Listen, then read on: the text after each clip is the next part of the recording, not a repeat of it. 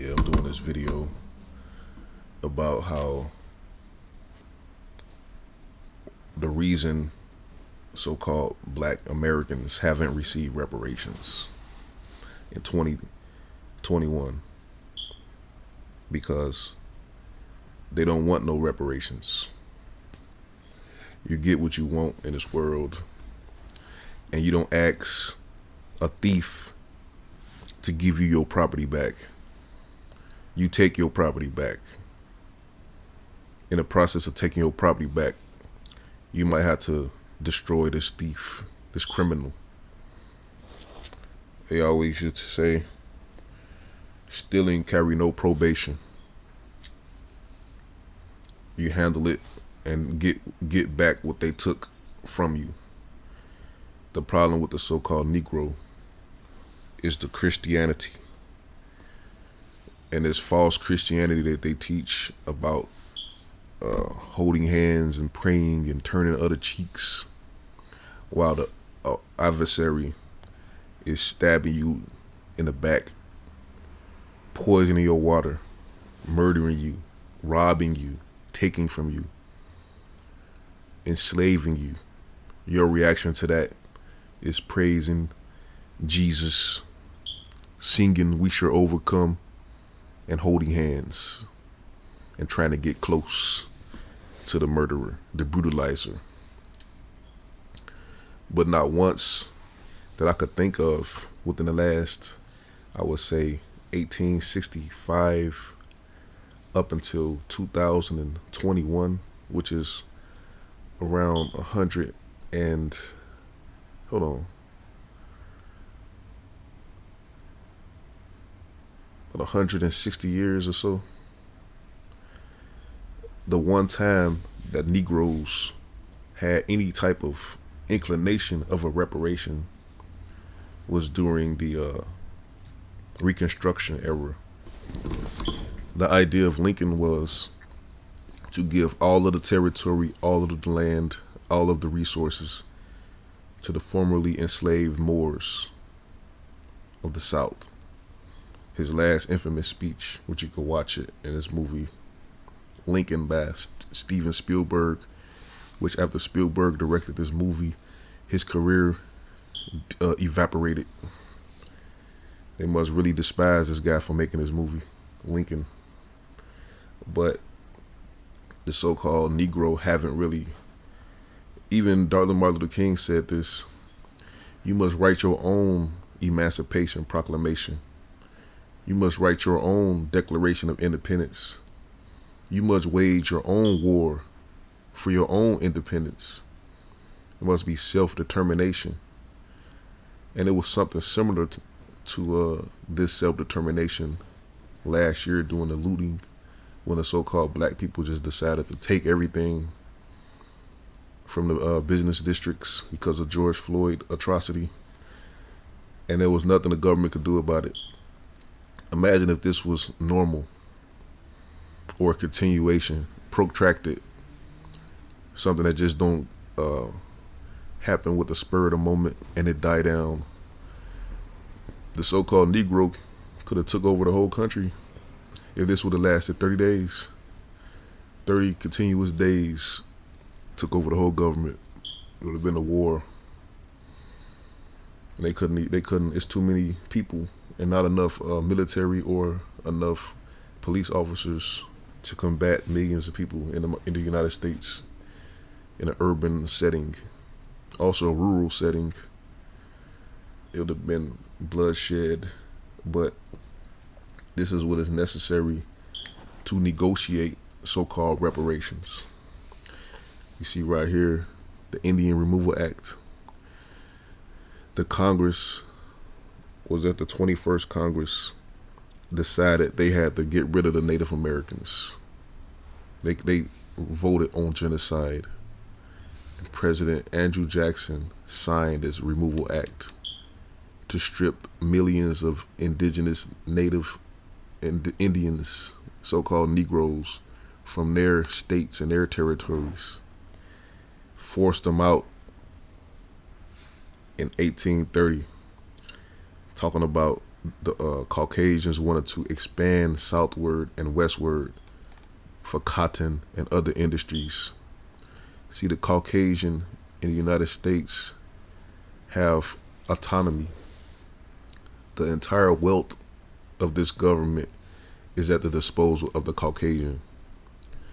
They didn't say, okay, we're going to raise money to open up these industries. They say we're going to use the government and the military to rob these Indians of their territory. And then it's going to be distributed to the Caucasians with the Homestead Act. The Homestead Act was used to redistribute indigenous black people's wealth and land into the hands of the Caucasians for free. Indian Removal Act, May 28, 1830. First major legislative departure from the U.S. policy of officially respecting the legal and political rights of the American Indians. See, they don't call them Native Americans. The American Indian is not a Native American. The Native American is a Caucasian. The American Indian is a Negro. The act authorized the president to grant Indian tribes unsettled western prairie land in exchange for their desirable territories within state borders. Our desirable territories, our cities, Chicago, Detroit, Cleveland, especially in the southeast, from which the tribes would be removed. The rapid settlement of land east of the Mississippi River made it clear by the mid-1820s that the white man would not tolerate the presence of even peaceful Indians there. The Caucasian male. President Andrew Jackson vigorously promoted the new policy, which became incorporated in the Indian Removal Act of 1830. Although the bill provided only for negotiation with tribes east of the Mississippi on the basis of payment for their lands, trouble arose when the United States resorted to force to gain the Indians' compliance with the demand that they accept the land exchange and move as force. That means murder. And these so-called Negroes want to integrate with a beast like this.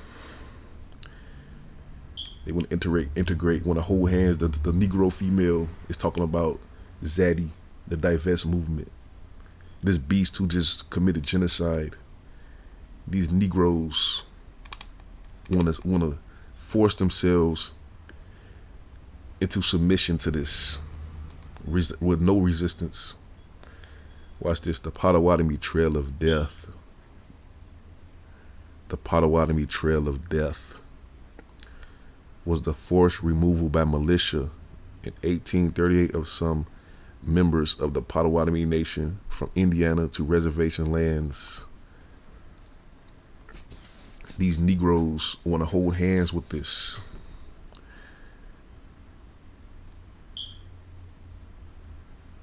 Eastern Kansas. The march began in Twin Lakes, Indiana on November 4th, 1838, along the western bank of Osaga River. These beasts just forced these people out of their land and told them to walk to Kansas. The Pottawatomi are an Algonquin-speaking people. They moved south from northern Wisconsin and Michigan and historically occupied land from the southern tip of Lake Michigan, which is Chicago, to Lake Erie, an area encompassing northern Illinois, north central Indiana, which is Gary, and the strip across southern Michigan. Although the land is what became known as Indiana, was long occupied by the Miami, the Pottawatomi were also recognized as traditional owners under the Northwest Ordinance, the Ordinance of 1787. and in subsequent treaties. See, the Caucasians been plotting on this land since day one. Since day one. And you wanna say, why don't we got reparations? You never asked for, you never fought for no reparations. You've been trying to be included with these beasts. See, you need to remove these beasts, because who's to say the next president won't introduce a Negro Removal Act to remove the Negroes from the existence of Earth? They just did this Any Removal Act in 2 years. As soon as Andrew Jackson became president, literally in the next year, the Indians got kicked out. Just one dude, one man. The Congress probably always wanted to do it. They just had to get that person, that president, that was in agreement with it. Talk about, why don't you get reparations? Look at this. The Tulsa race massacre. The Negro female is talking about Zaddy, this murderer who murdered hundreds of black people because a so-called white female claimed she was raped. And they're still doing this to Bill Cosby, to other people. Even this Richardson, the lady from the Olympics. You don't know who those the committee was who decided to disqualify her. Probably was the Caucasian woman, the inadequate, incapable white woman who used the laws and the policies for their own benefit. When have the so-called white woman advocated for anybody but theyself? But these Negroes, instead of saying we need to be separate and autonomous, you're talking about getting jobs, going under contract labor. You going under contract with an oppressive beast who gave you nothing, no respect, no rights, nothing, no reparations. You don't even want reparations. All you want to do is be close to your God, your Savior. You want salvation. I'm gonna tell you. I'm gonna look it up right now. These Negroes taught this was salvation.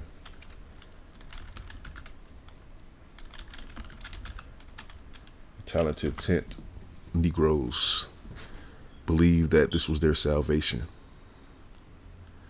The talented tent is a term that designated a leadership class of African descendants Americans in the early 20th century. The term was created by white hold on. The talented tent is a term designating a leadership class of African Americans in the early 20th century. The term was created by white northern philanthropists, then publicized by W.E.B. Du Bois. So Du Bois didn't even create the term. He was just a messenger to promote that idea to the Negro in an influential essay of the same name, which he published in September 1903. It appears in The Negro Problem, a collection of essays written by leading African Americans. These nigga Du Bois promoted an idea given to him by Caucasian philanthropists. Now, if the Caucasian philanthropist gave you an idea, you think it was an idea that was going to promote independence from them? He taught that only 10% of the Negro was capable of elevation. The phrase talented tent originated in 1896 among white northern liberals, specifically the American Baptist Home Mission Society, a Christian missionary society strongly supported by John D. Rockefeller. Rockefeller was the one who coined the term the talented tent Negroes, divided the Negroes together, talking about only 10% was capable of elevation and ascension. 90% should be sacrificed and annihilated. And all of them are crawling and scraping to get to this position to be servants of the Caucasians. This is really a creation of a hierarchy, a racial hierarchy, saying that all blacks are beneath the Caucasians. only 10% is capable of being close to them in servitude. And the Negro embraced this idea to this very day. They still believe this. The black Greeks, the black secret societies, the so-called elites think that only 10% of them is capable of getting to the white man's feet. What they say? They had a goal of establishing black colleges in the South to train black leaders and elites. In 1903, W.E.B. Du Bois wrote The Talented Tenth. Theodore Roosevelt was president of the United States and industrialization was skyrocketing. Du Bois thought it a good time for African Americans to advance their positions in society. So industrialization was booming.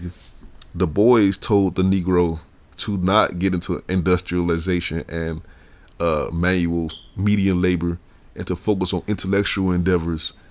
So all of the jobs was going to the Caucasians males, and the Negro was told to focus on philosophy and poetry and not building and construction.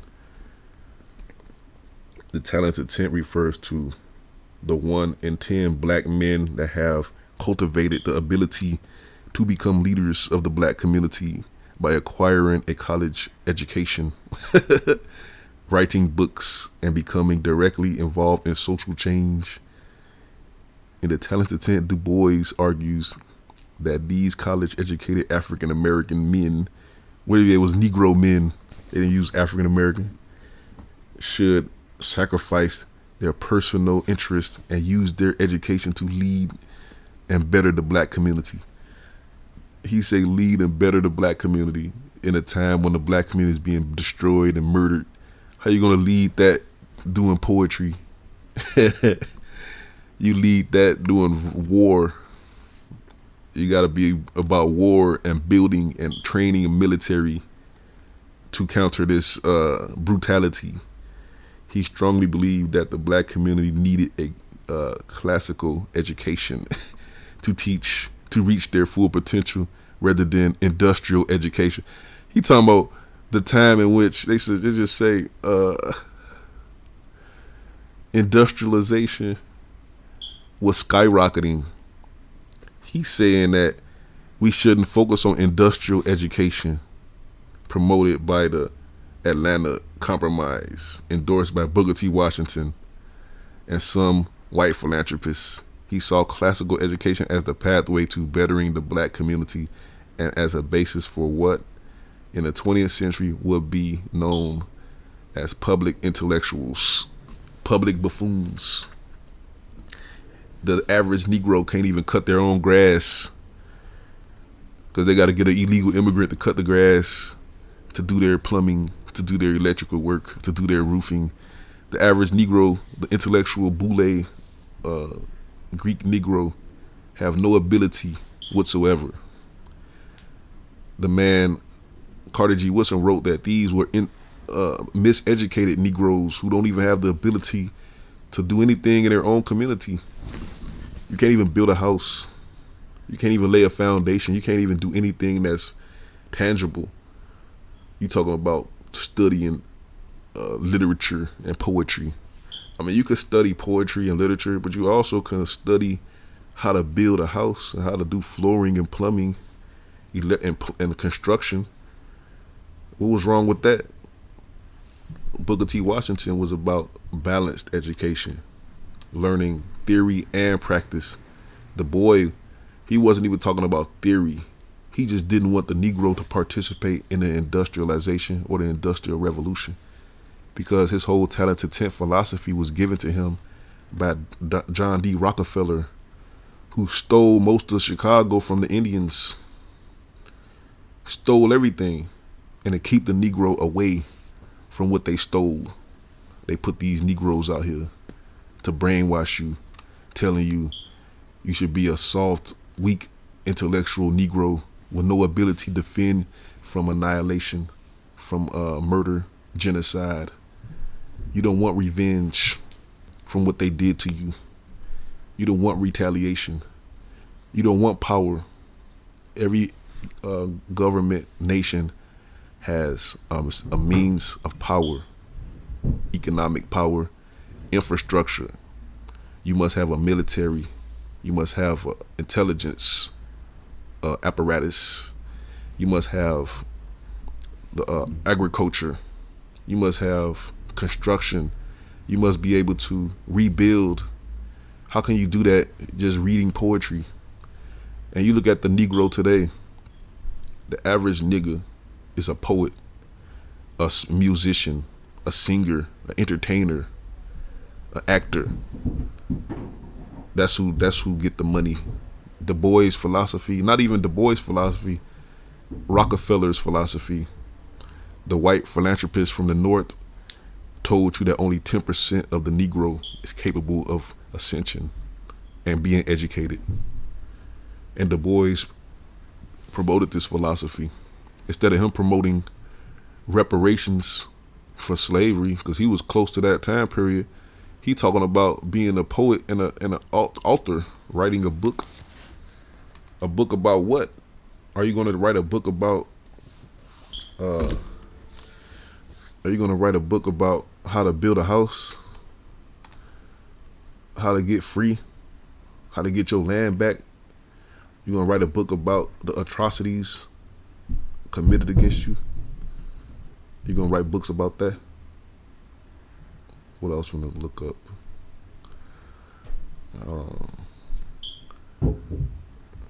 Oh yeah, the Negro Project.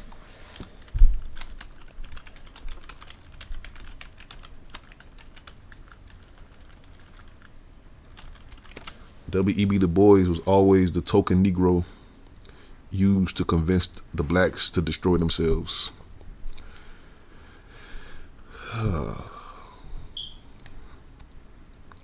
When they came up with the idea that the Negro must be destroyed, the first person they went to get to promote this idea was Du Bois. Du Bois.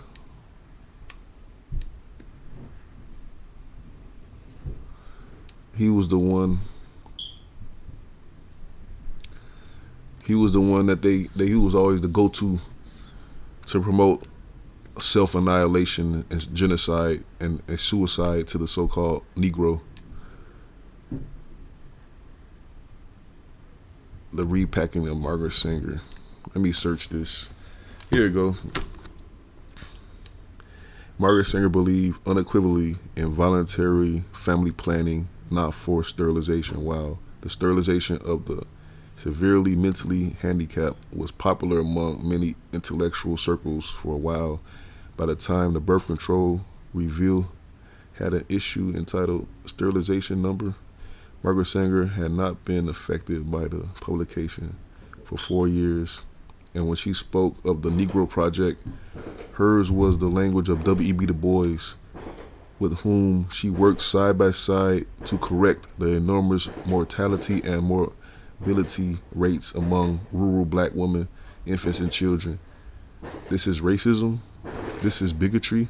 On the contrary, Margaret Sanger only cause was to help women, regardless of race and nationality, lead productive, full lives with the healthy, happy children they wanted. The tools she gave women to do this was knowledge and about birth control.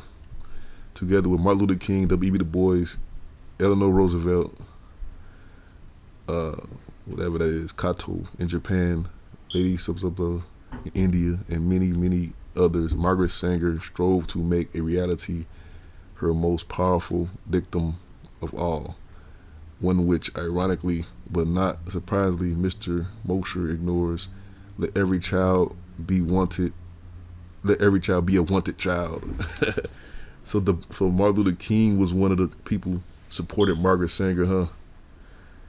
And it was all about reducing the undesirables, eugenics, eliminating the undesirable population. And they say the qualifications of being undesirable amongst Negroes was being poor and being so-called uneducated. Had nothing to do with physical deformalities or nothing. Economics and intellectual prowess determined if you was a desirable. you talk about reparations, if you really want to get so-called reparations, look at this: eugenics, Margaret Sanger, the study of how to arrange reproduction within a human population to increase the occurrence of heritable characteristics regarded as desirable, developed largely by Sir Francis Galton as a method of improving the human race. Eugenics was increasingly discredited as unscientific and racially biased during the 20th century, especially after the adoption of its doctrines by the Nazis in order to justify their treatment of Jews, disabled people, and many minority groups, other minority groups. Now, when you talk about so-called reparations, the Negro embraced this. Even to this day, the average Negro female believes that they should exterminate and abort their children. The so-called black women have probably 300,000 abortions a year. If you multiply that times 100 years, they have systematically murdered 30 million people.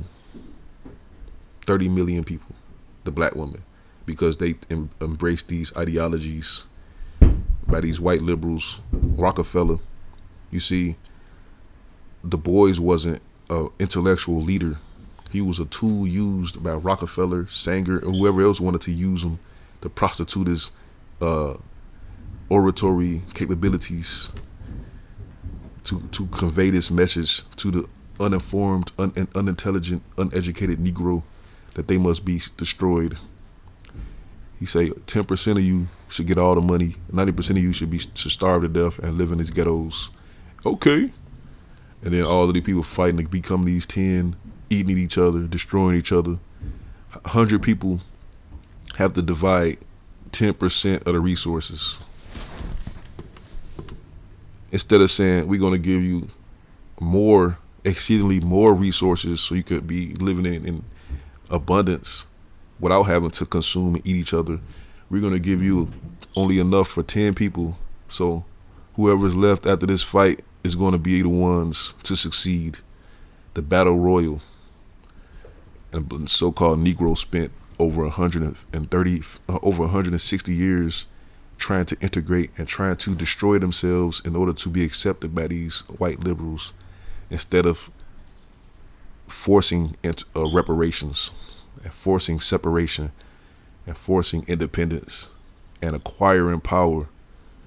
The Negro have really committed suicide, and it might be at the point of no return right now.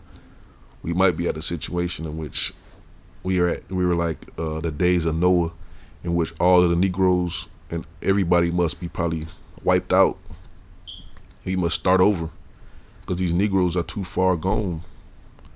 They really believe that only 10% of them should repopulate. The Negro actually believed this philosophy, and they think Du Bois was the one that created it, but it was really the Rockefeller to program the Negro to agree to their own self-destruction, their own genocide. In the last 160 years, the so-called Negro have not been trying to, for one, teach about the Indian Removal Act and what was stolen, what was lost, and to try to reclaim that. And ironically, it was the freed so-called slaves who decided to repopulate the major cities in the Great Migrations. The so-called uneducated was the ones to repopulate the Great Lakes region, Chicago, Detroit, Cleveland, Milwaukee, Minneapolis, because they know this is our original territory. Du Bois was telling you to not even reproduce, because if you don't reproduce, you will never reclaim this land. You will never get what's yours. You will never get recompense and reciprocity or reparations. And you're not even thinking about fighting. You're talking about integrating. And that was another thing that was promoted in his ridiculous book. Hold on.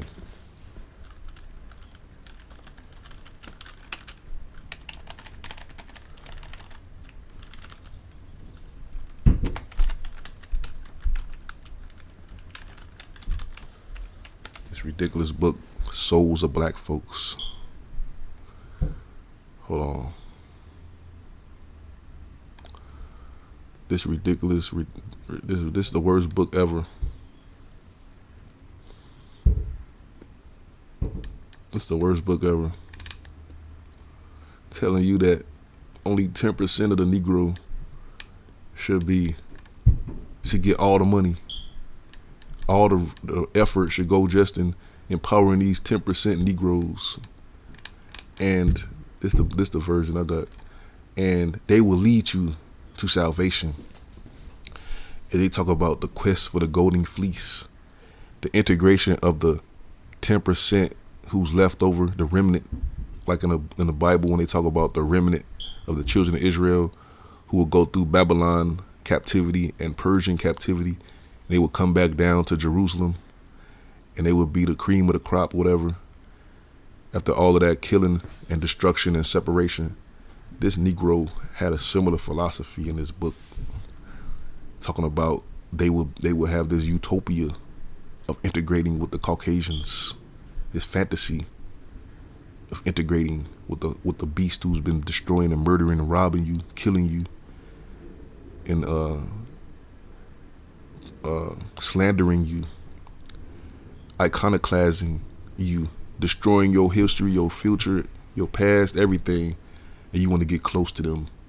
You don't want to come and prosecute them for their crimes against humanity because you don't even think that the so-called 90% Negro is even human. If you read his rhetoric in his book, how condescending he is towards the so-called Negro. This book right here is a disgrace, but you should read it to get the mind of the so-called Negroes who've been selling you out, the ones who they put up as your leader. As you've seen earlier in this video, it said that the talented tent philosophy was something that was created by the white liberals from the North, who said they need these leaders, these Negro intellectuals, and the reason they needed them because they needed these Negroes and intellectuals to control the rest of the Negroes, to fit their agenda, to control the rest of the Negroes. Hold on, let me get this other book before I leave.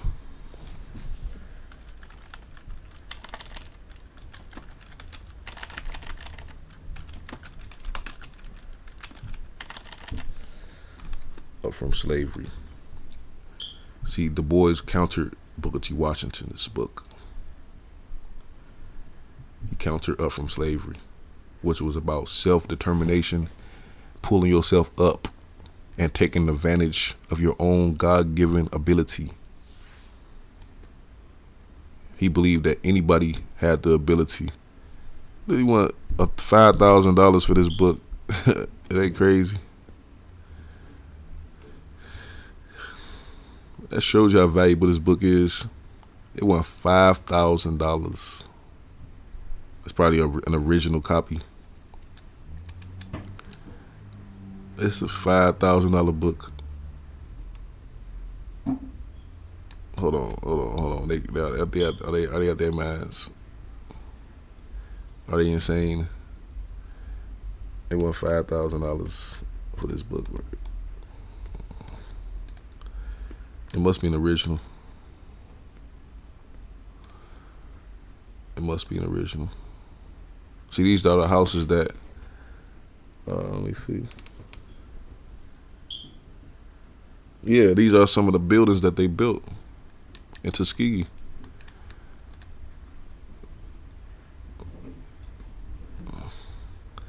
Maybe it's worth $5,000. Maybe it's worth it. You know, an original book. Let me look at this picture. Who in the world is that? That's General Armstrong. Sent Booker T. Washington to go build that school. Well, Booker T. Washington brought the school with his own money, so it wasn't really controlled by the Caucasian liberals. That's one of the buildings they built. They was building their own. Look at the architecture. Because when they were so-called slaves, if you watch that movie 12 Years a Slave, a lot of the black people were forced to build a lot of houses. And a lot of our houses are still standing. Like the White House. Still standing after hundreds of years. What copy do I got? Let me think about it. I got one of these books. Because I know I read it. I'm definitely not getting the one from that's cost no $5,000. But it has those pictures in it though. This the one I got. Yeah, this the one I got. Yeah, this the book I got. That's the one I read. Yeah. But this is the reason the so-called Negro having received reparations, because the narrative and the direction have been manipulated by the so-called white liberals who have the most to lose, because a lot of the so-called white liberals in the North acquired their wealth and their land and territory by way of the Indian Removal Act. They stole it from the Indians, and they don't want the so-called Negro to ever find out that they are the so-called Indian, because once you find that out, you're going to really know what reparations really is. They're going to have to return all of your territory to you, and then they will have to pay you for pain and suffering. So they will have to lose all of their property, our property, return all of the property that they acquired when they traveled west of the 13 colonies. They will have to return all of that land, all of the states, all of the cities, and then they will have to pay trillions of dollars. But it must be included in that the land that they took from the American Indian, which is the so-called Negro, must be returned. All of the original territory, all of the buildings, construction, the architecture, the infrastructure that was previously there before the Caucasians got there, it must be returned. And Rockefeller has immense property in Illinois, Chicago, probably worth billions of dollars that he done stole from the natives, the Indians. Like the University of Chicago is a ancient indigenous college or university they just basically took it during the Trail of Death. They just took a lot of our universities, cities, and this is why the narrative had to been the intellectual Negro who has credibility. He had to been the one to deliver the message, the false history, talking about you're from Africa, you're from somewhere else, and this was all manipulated by the white liberals who actually benefited the most from our demise, who still are, living off of the compound interest of our infrastructure and our inheritance that they stole from us. And they had this Negro, this sellout, who was always out there. He's probably one of them peasants. He was always willing to do their bidding against us. This fool, this Uncle Tom, this coon, the boys. And people think he's the one who came up with the talented tent philosophy, but he didn't. He just delivered that to us. I'm gonna end this though.